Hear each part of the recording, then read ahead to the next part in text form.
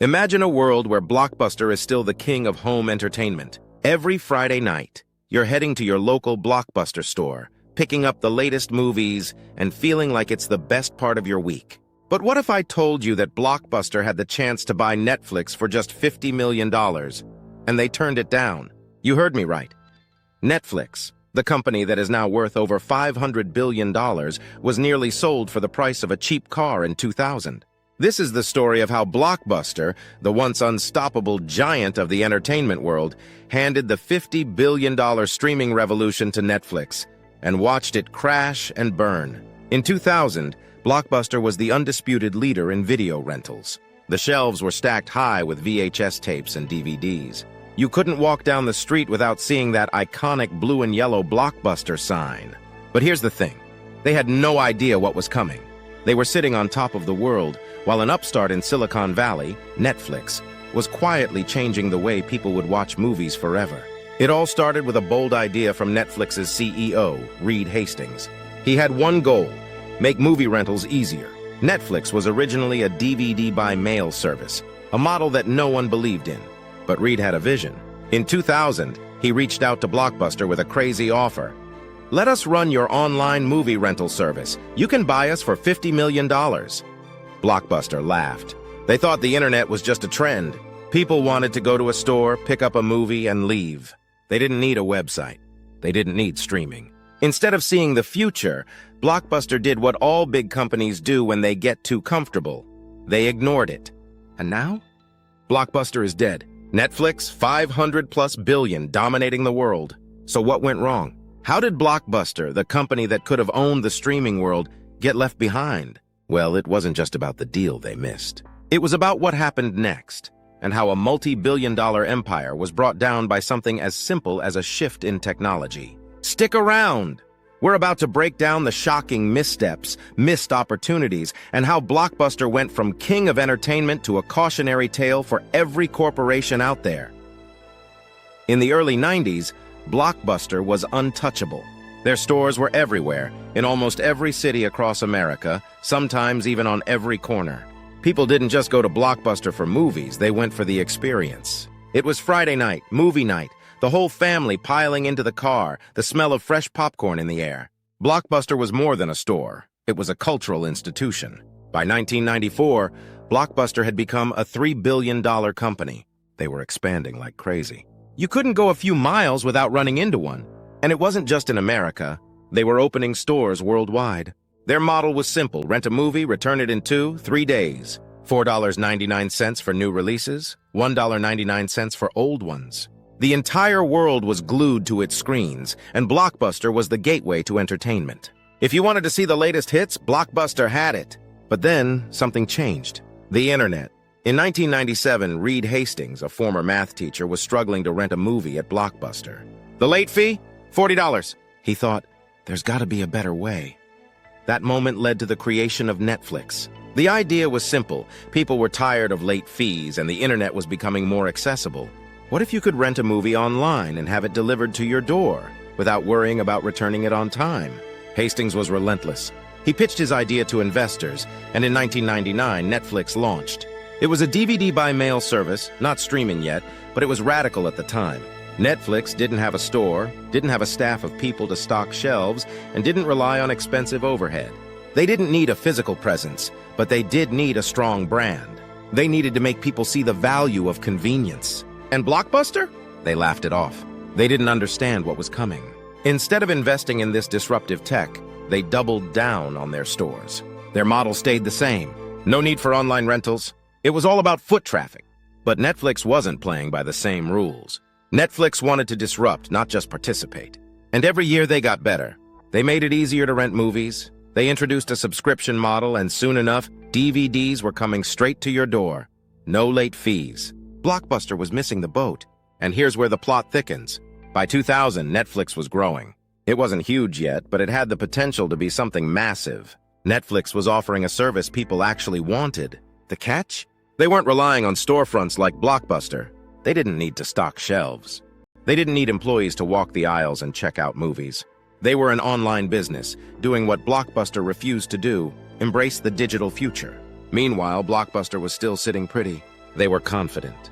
They thought they were invincible. They dominated the rental space. So why would they need to change? In 2000, Blockbuster was still growing. The company was expanding rapidly. They had 9,000 stores worldwide, and they were making billions of dollars. They had a business model that worked. Why would they risk switching gears? Why bother with online rentals when people were still coming into their stores? But Blockbuster missed a crucial shift. That year, Reed Hastings made an offer that would change the fate of both companies. He proposed that Blockbuster buy Netflix for a mere $50 million. Hastings knew Netflix wasn't yet big, but he believed in the idea. He understood where the market was heading. Blockbuster passed. They saw Netflix's DVD by mail service as a novelty. People want to come into a store, pick their movie, and leave, they thought. They couldn't see the future of streaming. They couldn't understand that people didn't want to leave their homes anymore. Blockbuster didn't see the trend that was about to explode, the digital shift. They were too comfortable in their success. They didn't realize they were sitting on top of an empire that was about to collapse. Netflix, on the other hand, saw it coming. They weren't just waiting for success, they were building it. They embraced change. And in 2007, Netflix switched gears once again, and this time it was bigger than anyone could have imagined. They switched to streaming. And that's when the game really started to change. In 2007, Netflix made the move that changed everything: streaming. Forget about DVDs. Forget about mailing out discs. Netflix wanted to be on demand, available 24/7. You could watch movies anywhere, anytime on your computer, phone, or TV. The days of waiting for the mail to bring your DVD were over. Now instant access was the future. Blockbuster had no idea what hit them. By the time Blockbuster realized the streaming trend, Netflix was already ahead of the curve. In fact, Netflix was all in on streaming while Blockbuster was still focused on store rentals and trying to build out a mediocre online presence. Netflix had the resources, the tech, and the focus to perfect streaming, and Blockbuster was playing catch-up. But here's the twist. Blockbuster had a huge advantage. They already had the infrastructure. They had millions of customers. They had brand recognition. They had a massive customer base that already trusted them. They had money and stores all across the world. So what happened? Blockbuster's failure to adapt was their downfall. They tried to launch their own streaming service, but it was too little, too late. Their online rental model couldn't compete with Netflix's subscription model. While Netflix was offering unlimited streaming for a low monthly fee, Blockbuster still had late fees, cumbersome DVDs, and a fragmented digital experience. Netflix not only had the better product, they also had the better mindset. While Blockbuster was stuck in its ways, Netflix was pivoting faster than anyone realized. They knew the future was streaming, and they invested heavily in their tech, user interface, and content. By 2010, Blockbuster filed for bankruptcy. They were overtaken by a company that was only 13 years old. A company that had no stores, no physical product, and no legacy. A company that saw the future when Blockbuster was still trying to hold on to the past. It wasn't just a loss for Blockbuster. It was a complete corporate collapse. They had thousands of stores, billions in revenue, and a brand name that people loved. Yet in less than a decade, they went from dominance to extinction. Netflix, meanwhile, went on to become a $500 billion powerhouse, and the rest is history.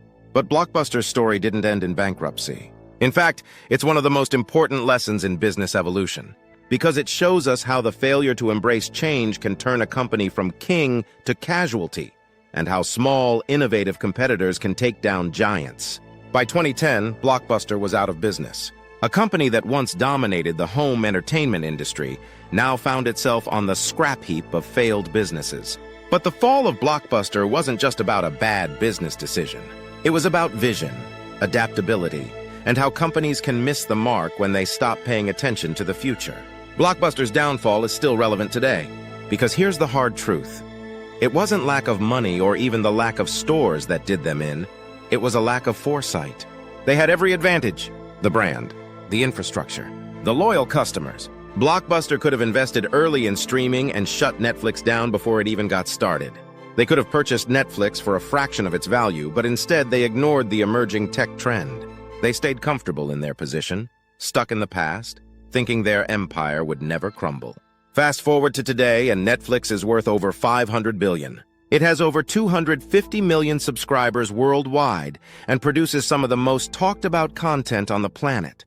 They've expanded from movies to TV series, documentaries, gaming, and more.